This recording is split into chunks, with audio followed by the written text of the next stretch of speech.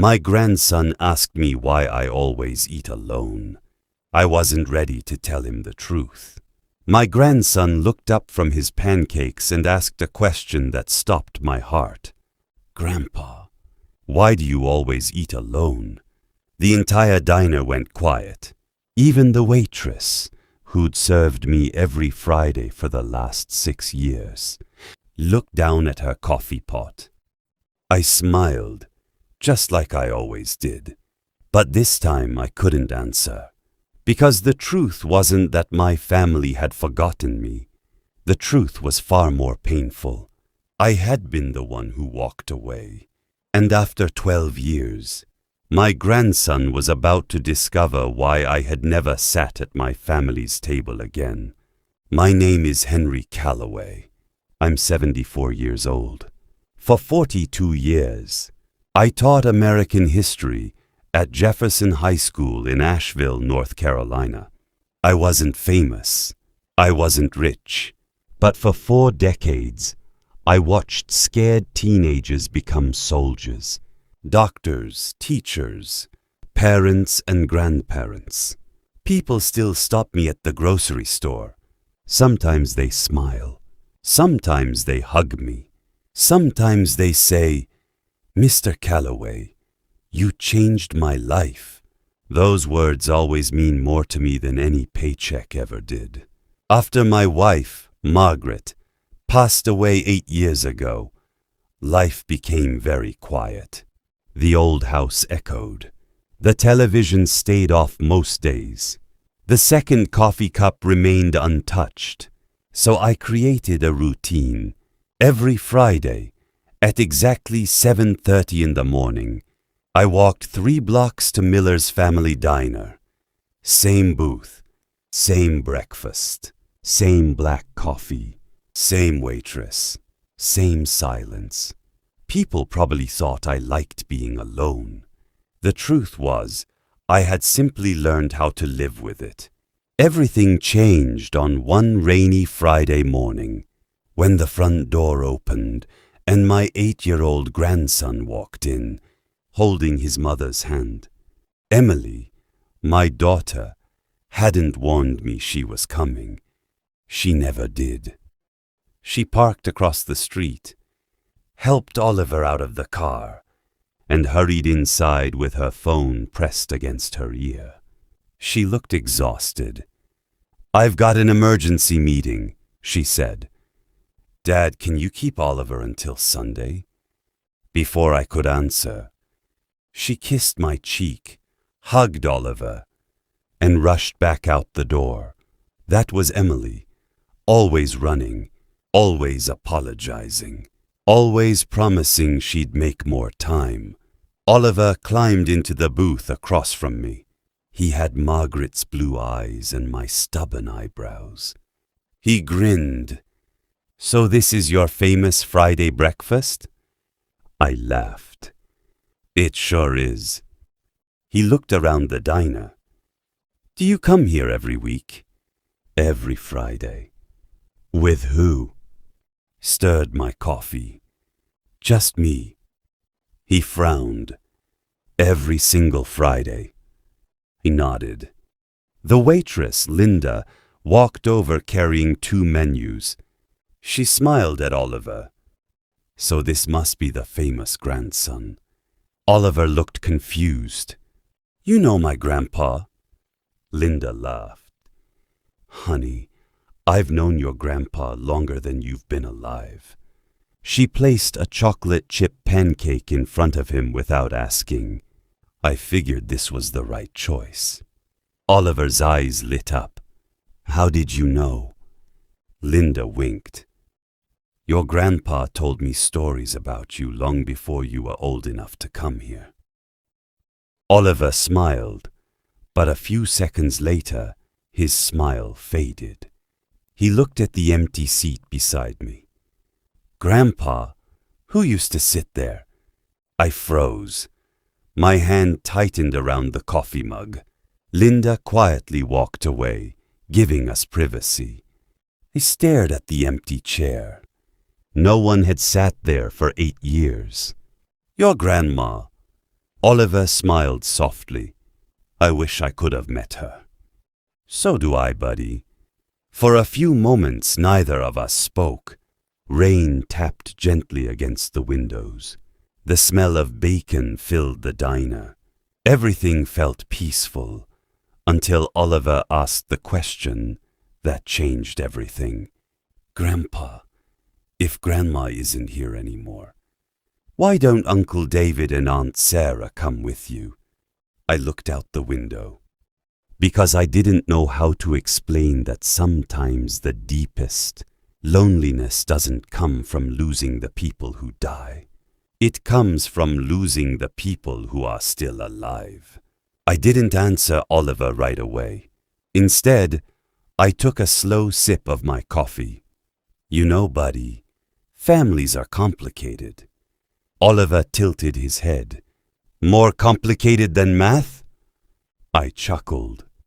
Oh, much more. He laughed, then went back to his pancakes. For a moment, I thought the conversation was over. It wasn't. As we walked back to my house, Oliver noticed an old wooden swing hanging from the oak tree in my backyard. It barely moved as a morning breeze. Did Grandma build this? I smiled. No, I did. For her? For your mom. Oliver's eyes widened. Mom used to play here. Every afternoon. I could still remember those days. Emily would come home from school, throw her backpack onto the porch, and run straight to that swing. Margaret would sit on the steps, reading a book. I'd be grilling hamburgers in the backyard.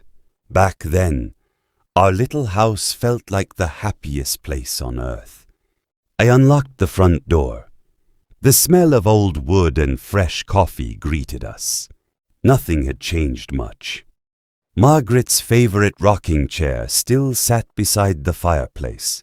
Her piano remained against the living room wall. The family photographs still lined the hallway, exactly where she'd placed them years ago. Oliver walked slowly through the house.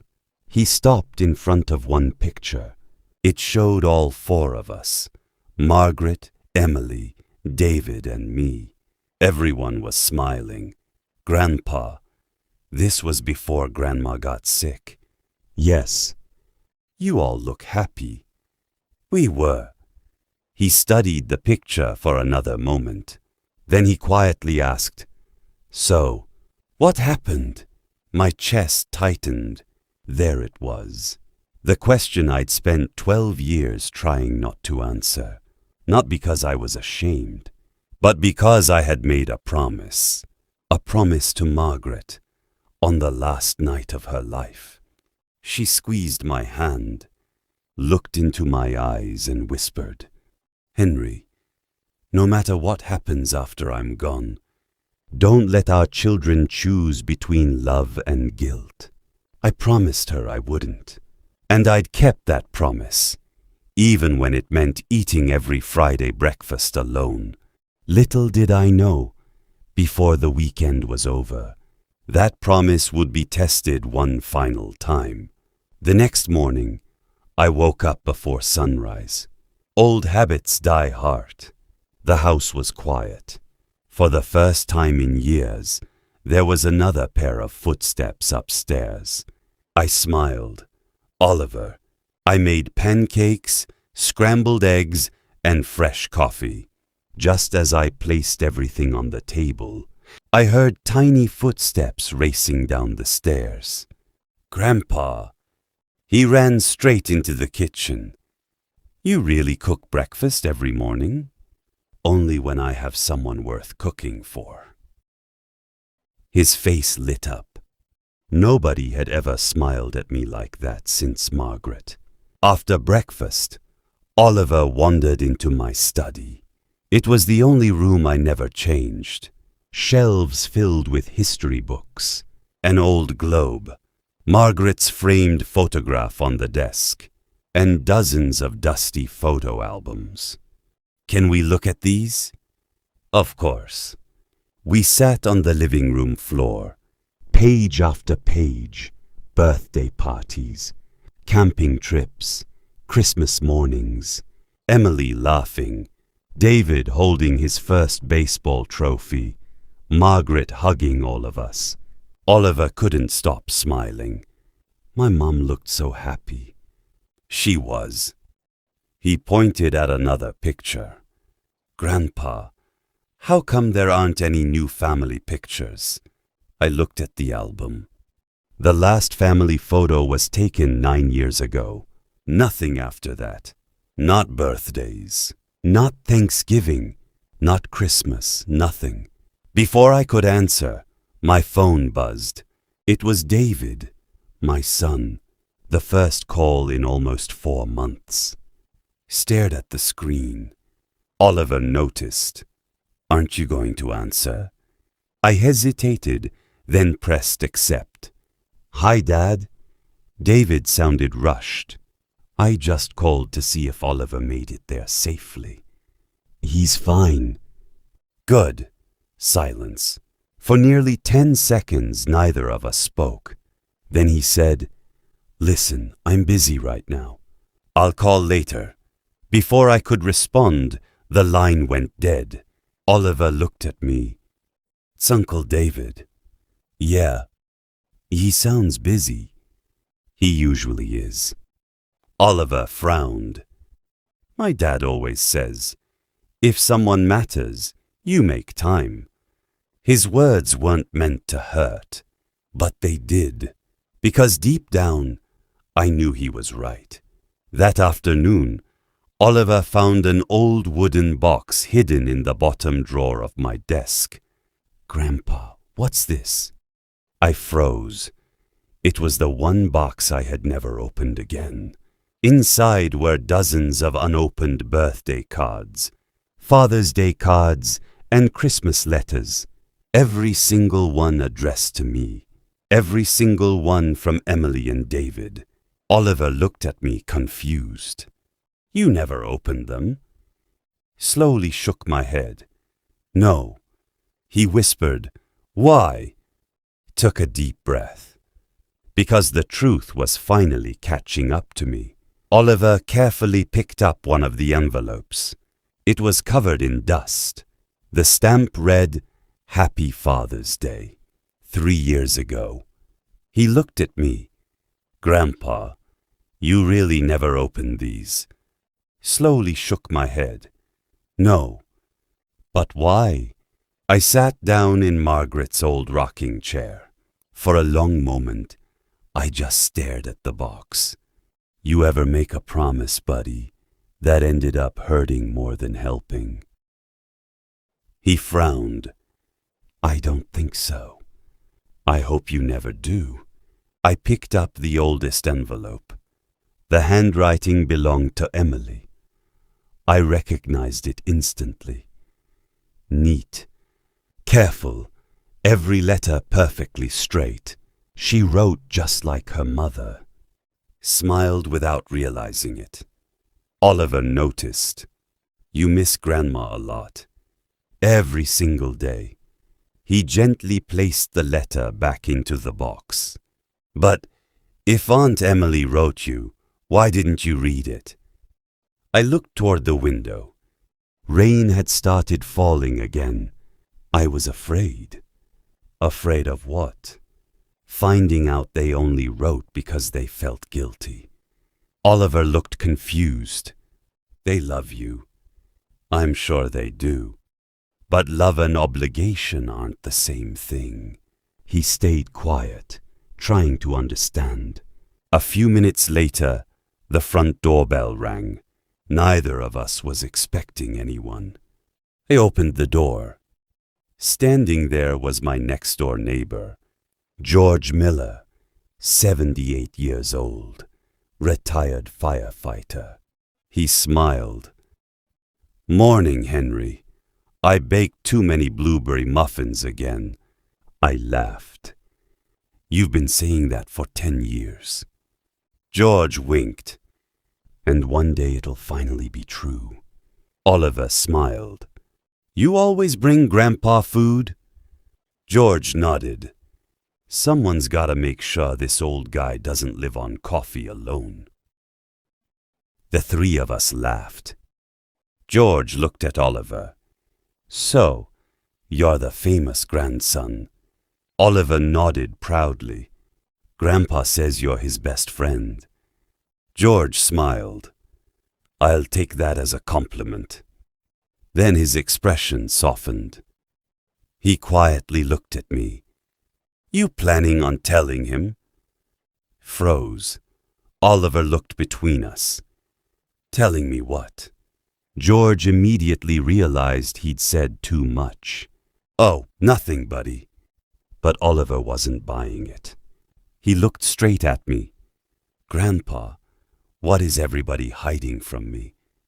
Took a slow breath.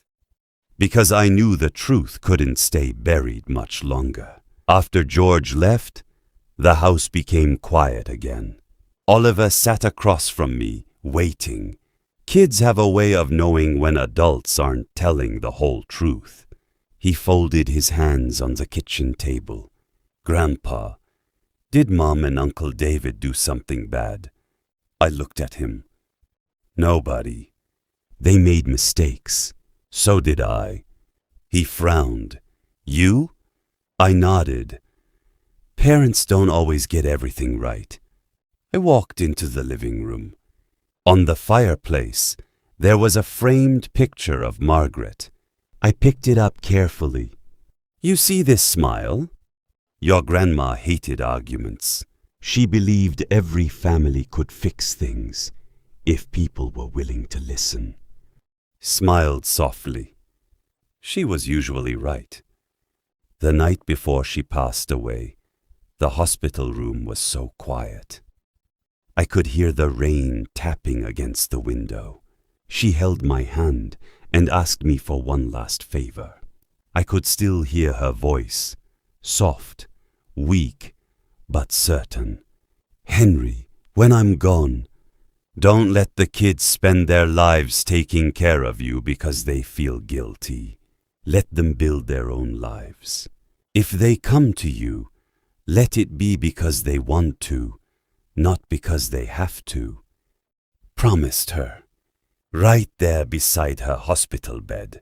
Oliver whispered. So that's why you never asked them to visit. I nodded. I never wanted them to feel trapped. I told them, call when you have time, visit when you can, live your lives. At first they came often, then life got busy. Jobs, kids, mortgages, school. One missed. Sunday turned into a missed month. One missed month turned into a missed year. Nobody meant for it to happen. It just did. Oliver looked down at the floor. So you weren't eating alone because nobody loved you? Smiled sadly. No, I was eating alone because I thought giving them space was the kindest thing I could do. He was quiet for a long moment. Then he asked something I wasn't ready for. But Grandpa, if everybody keeps waiting for someone else to make the first move, who fixes the family? I stared at him. In 74 years, no adult had ever asked me a question that honest. And somehow, an 8-year-old had. Before I could answer, my phone buzzed. I looked at the screen. Emily. I answered. Hi, sweetheart. Her voice was shaking. Dad, I just found something in Mom's old sewing box. There was a long silence. Then she whispered, I think we need to talk. I didn't say a word. I simply grabbed my truck keys. Oliver, you coming with me? He nodded without hesitation. Always. 40 minutes later, we pulled into Emily's driveway. She was already standing on the front porch. Her eyes were red. She looked like she'd been crying for hours. She hugged me tighter than she had in years. I'm sorry, Dad. Gently patted her back. We'll talk. First, show me what you found. She led us upstairs to Margaret's old sewing room. Emily had never changed it. The same sewing machine, the same wooden shelves, the same little radio Margaret used to play every afternoon. Emily pointed toward an old oak cabinet. I was cleaning it out. The bottom drawer wouldn't close, so I pulled it all the way out. She swallowed hard. There was a false bottom. She handed me a small cream-colored envelope. Across the front, in Margaret's handwriting, were 4 simple words. For my family. My hand started shaking. I hadn't seen her handwriting in almost 8 years. Emily whispered. I couldn't open it. It didn't feel right. I looked at Oliver, then at David, who had quietly arrived a few minutes earlier after Emily called him. For the first time in years, we were all standing in the same room. Nobody spoke. Carefully opened the envelope. Inside was a single folded letter. I took a deep breath and began reading aloud. My dearest family, if you're reading this, then I'm already gone. First, don't waste today crying for me.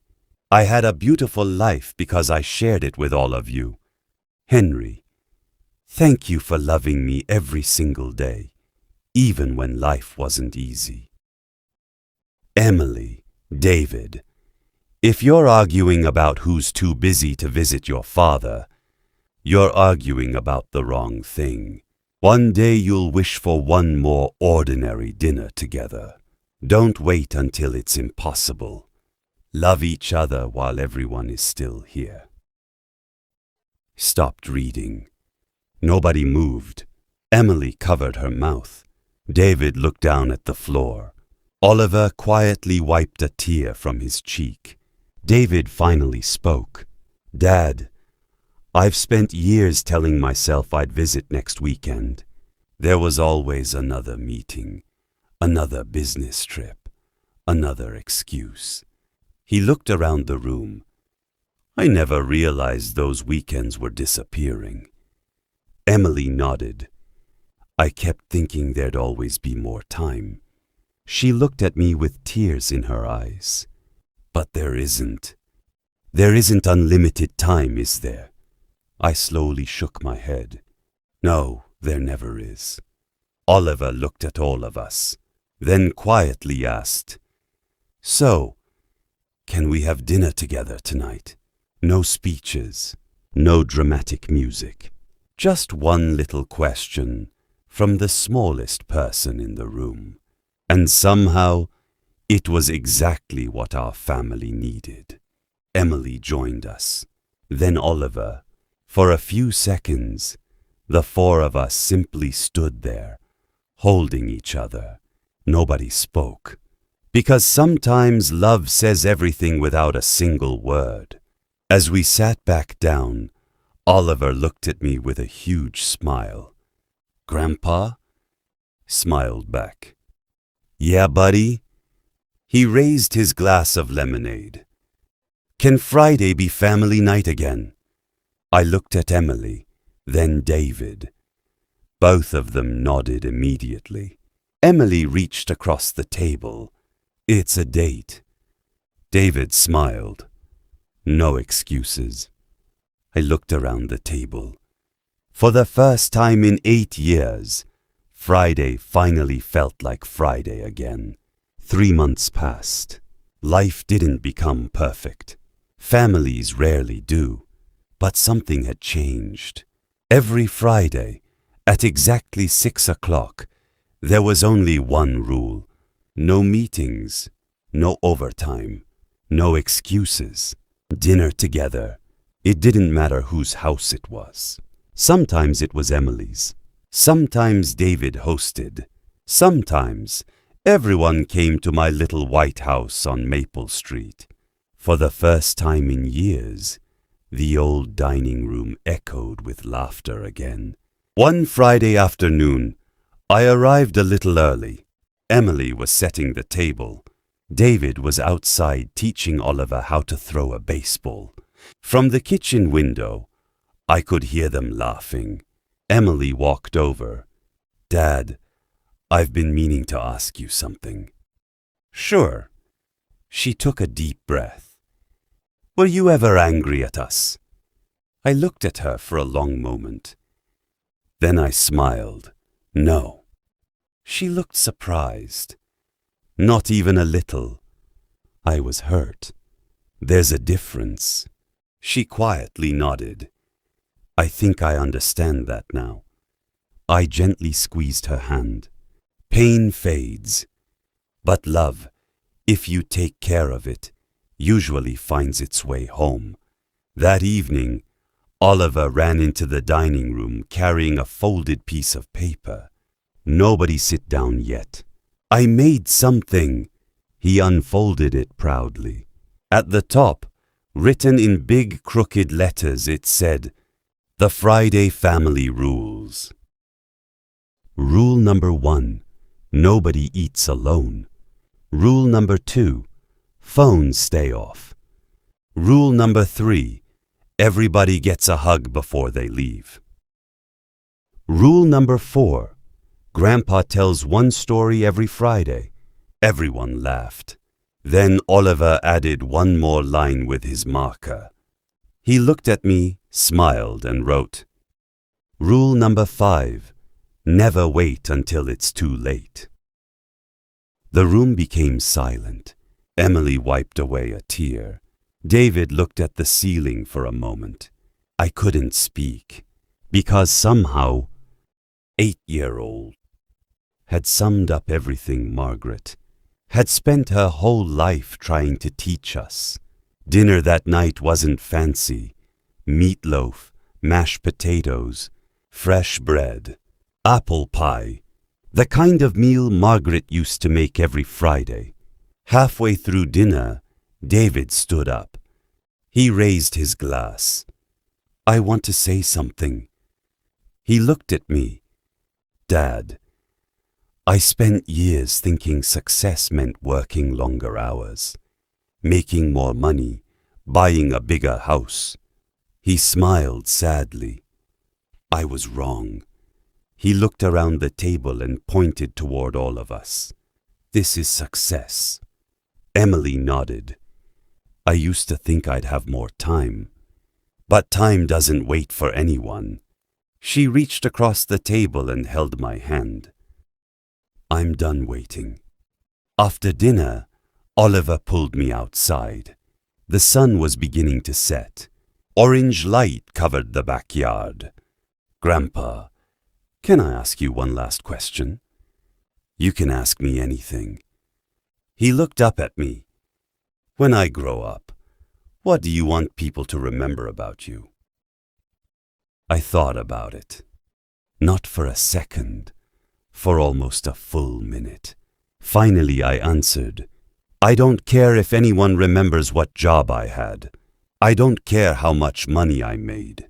I don't even care if they remember my name." He looked confused. "What do you want then?" Smiled.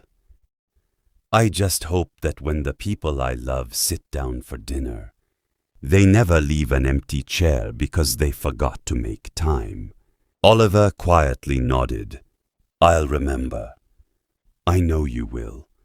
A year later, the booth at Miller's Family Diner was still there. Same window, same waitress, same coffee. But one thing was different. I wasn't sitting alone anymore. Emily sat beside me. David sat across from me. Oliver was happily eating pancakes. Linda walked over with a smile. She looked at the full booth, then at me. "Looks like your table finally filled up." I smiled. It sure did. She poured everyone's coffee. As she walked away, I glanced toward the empty chair beside the window. For just a moment, I could almost picture Margaret sitting there, smiling, proud, as if she were quietly saying, "See, Henry, Love always finds its way home, as long as someone is willing to set one more place at the table. I smiled to myself, picked up my coffee, looked at my family, and for the first time in many years, I realized something. I wasn't eating to fill my stomach. I was eating with the people who filled my heart. The end.